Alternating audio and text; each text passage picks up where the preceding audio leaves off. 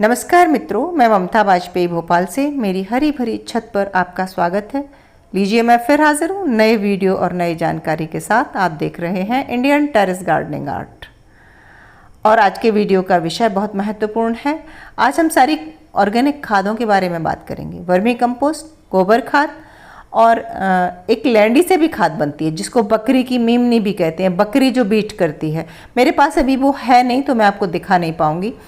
तो गोबर खाद कैसे बनती है, वर्मी कंपोस्ट कैसे बनती है और लैंडी की खाद कैसे बनती है, मैं तीनों के बारे में सबसे पहले बात करती हूँ। तो जो गोबर की खाद है वो किसान एक जगह कहीं भी खेत में या उनके घर के बाड़े में ढेर लगाता जाता है और वो साल भर पड़ी रहती है। वो धूप और बरसात झेल कर साल भर के बाद नेचुरली धीरे धीरे डीकम्पोज होकर सड़ के तैयार हो जाती है। तो उसको टाइम बहुत लगता है और इसको ऊपर नीचे नहीं करता किसान, तो इसमें ऑक्सीजन नहीं पहुंचती है, तो माइक्रोब देर से काम कर पाते हैं। यह एक वजह होती है कि देर से तैयार होती है। दूसरी जो है हमारी वर्मी कंपोस्ट। वर्मी कंपोस्ट कैसे बनती है? वो भी गोबर से ही बनती है। जो लोग वर्मी कंपोस्ट के प्लांट्स चलाते हैं या बेचते हैं वो किसानों से गोबर खरीद कर उसमें कुछ घास, सूखे पत्ते, कूड़ा कचरा मिलाकर एक लेयर घास की लगा दी, फिर गोबर की लगा दी, फिर घास की लगा दी और उसमें केंचुए छोड़ दिए जाते हैं और केंचुए उस गोबर को खा के अपनी बीट के तौर पर जो ये मटेरियल निकालते हैं, ये वर्मी कंपोस्ट है। तीसरी है बकरी की लैंडी की खाद, बकरी की मेमनी। वो भी एक जगह ढेर कर दी जाती है और गांव में तो मैंने देखा है गड्ढा बना देते हैं, उस गड्ढे में पटकते जाते हैं। बरसात आती है तो उस गड्ढे में पानी भी भरता है और वो लैंडियाँ फूल के सड़ जाती हैं और फिर उनको बरसात के बाद जैसे ही ठंड आती है निकाल लिया जाता है और कूट दिया जाता है, कूट के पाउडर बना लिया जाता है। लैंडी की खाद भी बहुत शक्तिशाली होती है, लेकिन वो मैं उस पर ज़्यादा बात इसलिए नहीं करूँगी कि वो सबको इजीली अवेलेबल नहीं है। मार्केट में हमें वर्मी कंपोस्ट मिलती है और गोबर की खाद हम चरवाहे वगैरह, दूध वाले या किसी किसान से गाँव से ही खरीदते हैं। मैं वर्मी कंपोस्ट हमारे यहाँ गवर्नमेंट नर्सरी है, यहाँ से लेती हूँ और वहाँ उसका पूरा यूनिट भी है। तो अगले कभी किसी वीडियो में मौका लगा तो मैं इसका यूनिट भी दिखाऊंगी कि ये कैसे बन रही है। अब बात कर लेते हैं कौन सी कितनी अच्छी है और क्यों अच्छी है और इनको कैसे उपयोग करते हैं, क्या सावधानियाँ रख सकते हैं।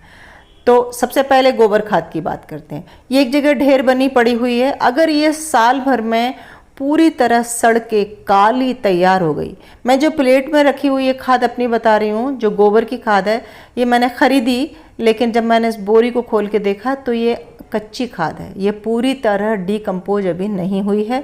बेचने वाला मुझे गोबर भर के दे गया। एक बच्चे बकरी चराने आते हैं, सामने भैंस चराने आते हैं, तो मैंने उनसे ही मंगाई थी और उन्होंने कहा अच्छा सड़ा हुआ खाद है, लेकिन जब मैंने खोल के अब देखा तो वो सड़ा हुआ नहीं है। कोई बात नहीं, मैं इसको उठा के रख दूंगी 6 महीने के लिए और ये अपने आप सड़ जाएगा धीरे धीरे। तो गोबर के खाद में हमेशा ये डर रहता है कि वो देर में, साल भर में डीकम्पोज होता है और आप खरीद रहे हैं तो आपको ये पूरा ध्यान रखना है कि ये पुराना खाद हो। अगर नया खाद हुआ, डीकम्पोज नहीं हुआ जैसा कि मेरा है, तो इसको डीकम्पोज होने के क्रम में कुछ गैसेस निकलती हैं, अमोनिया रिलीज होती है जो पौधों को नुकसान पहुंचा सकती है।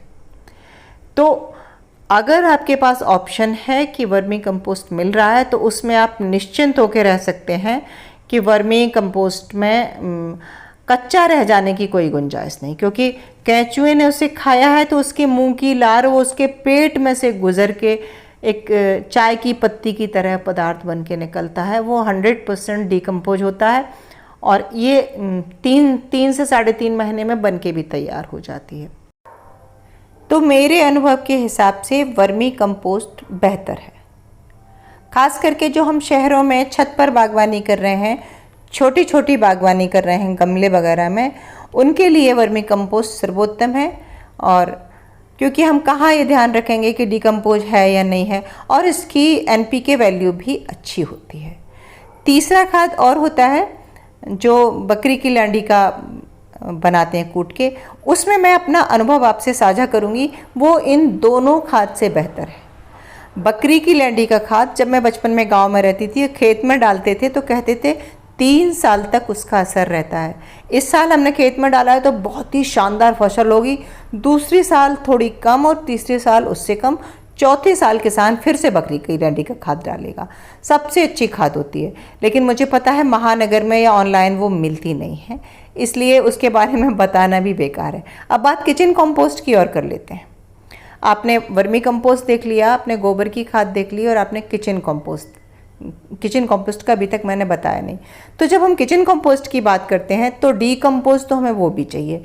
कैसे बनाना है तो मैं पहले भी वीडियो में बता चुकी हूँ, मैं लिंक दे दूँगी, या फिर मैं सोच रही हूँ कि बहुत दिन हो गए, एक बार मैं फिर से उस पर एक वीडियो बनाऊँगी। तो किचन कंपोस्ट जब डीकम्पोज होकर तैयार होती है तो उसमें गोबर नहीं है, उसकी नाइट्रोजन वैल्यू जो NPK वैल्यू है वो उतनी अच्छी नहीं होती। तो जब आप ये पूछते हैं, पहली बात तो वीडियो का विषय ये है कि कौन सा खाद अच्छा है, तो मैं क्रम से फिर से एक बार बता दूं कि बकरी की लैंडी का मिल जाता है तो वो सर्वोत्तम है, नहीं तो आप वर्मी कंपोस्ट लीजिए। और गोबर खाद भी बहुत अच्छा है, बस वो पूरी तरह सड़ा हुआ 1 साल से 1.5 साल पुराना गोबर खाद लेंगे तो फिर वो भी बहुत अच्छा है। अब बात करते हैं कि जब हम मिट्टी बना रहे हैं तब हम इनको कैसे यूज़ करें, बाद में कैसे यूज करें, इनके उपयोग के बारे में भी और क्या क्या सावधानियां रखें। तो जब मिट्टी बना रहे हैं तब आप अगर वर्मी कंपोस्ट मिला रहे हैं तो उसमें थोड़ी किचन कंपोस्ट भी मिलाएं। अगर आप सोचते हैं कि आपके पास अच्छी मात्रा में किचन कंपोस्ट है और आप बिना गोबर की खाद के अगर सब्जियां उगाएंगे तो वो बात नहीं होगी, हो जाएगी सब्जी।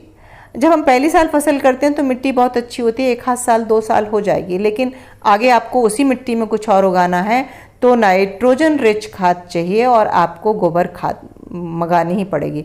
तो आदर्श मिट्टी बनाने के लिए आप उसमें सब तरह की खाद मिला दें, वर्मी कंपोस्ट भी मिला दें, आप किचन कंपोस्ट भी मिला दें, पत्ती जो आपके यहाँ पत्ती कूड़ा कचरा रहता है वो भी आप गमले में नीचे डाल दें, वो भी खाद बन के तैयार हो जाएगी, तब वो एक आदर्श मिट्टी बन जाएगी। मिट्टी के मैं कई वीडियो बना चुकी हूँ। अब बात करते हैं कि मिट्टी में कितना मिलाएं। पहली शर्त ये खाद पुराना हो, नया ना हो। कितना मिलाएं, ये हम 30% से 50% तक मिलाते हैं। नया खाद बहुत गांव की भाषा में तो कहते हैं गर्म होता है, गर्म होने का मतलब अमोनिया रिलीज हो रही होती है उसमें। तो खाद पुराना अगर जितना होगा तब आप थोड़ा ज़्यादा भी डाल देंगे तो दिक्कत नहीं होगी। अगर आपने खाद ज़्यादा कर दिया, 50% भी ज़्यादा ही है, अगर 50% से ऊपर खाद कर दिया तो आपके पौधे को नुकसान होगा, बजाय फ़ायदे के नुकसान होगा और पत्तियां झड़ सकती हैं, पत्तियां जल सकती हैं। तो आप 30 से 40% भी इस्तेमाल करें तो बहुत अच्छा है। इसके बाद आप समय समय पर इसे कैसे इस्तेमाल करेंगे, आप इसको लिक्विड बना के भी कर सकते हैं। मान लीजिए आपका गमला भरा है, उसमें मिट्टी भरने की जगह नहीं है, तो आप बाल्टी में गला दें। किसको, वर्मी कंपोस्ट को भी गला सकते हैं, गोबर की खाद को भी गला सकते हैं और फिर उस पानी को यूज़ कर लें। इसके अलावा आप डायरेक्ट ये भी कर सकते हैं, मान लीजिए आपका कोई गमला है, उसको 2 महीने से खाद नहीं मिली है, तो ऊपर की 2 इंच की आप मिट्टी निकाल लेंगे और उस खाली जगह में वर्मी कंपोस्ट डाल देंगे और फिर आप मिट्टी से कवर कर देंगे तो वो खाद आपको काम कर जाएगी। छत बहुत गंदी हो रही है, आप देखिए बागवानी का ये एक हिस्सा है। ये मेरी मिट्टी स्टरलाइज हो रही है, ये मैंने आपको बहुत बार बताया कि मिट्टी स्टरलाइज ज़रूर करें और बिना छत पर फैलाना किए ये सब हो नहीं सकता है। तो आप इसको इग्नोर करें और देखें, क्योंकि ये ठंड की सब्जियों का उगाने का सीज़न है तो वही मेरे यहाँ चल रहा है। अभी मैं वर्मी कंपोस्ट लेकर आई तो तभी मेरे दिमाग में आया कि मैं इस पर भी वीडियो बनाऊं।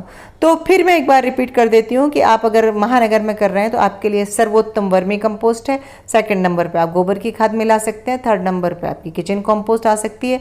और अगर तीनों को कॉम्बिनेशन मिलाकर अगर आप कर पाते हैं तो फिर बहुत ही अच्छा है। इसके अलावा कुछ और छोटी छोटी चीज़ें भी, जैसे राख, चूना और नीम की खली वगैरह हम मिलाते हैं, वो भी ज़रूर मिलाएं। तो खाद के बारे में समझ में आ गया होगा। मिलते हैं अगले वीडियो में किसी नए विषय और नई जानकारी के साथ। तब तक के लिए नमस्कार।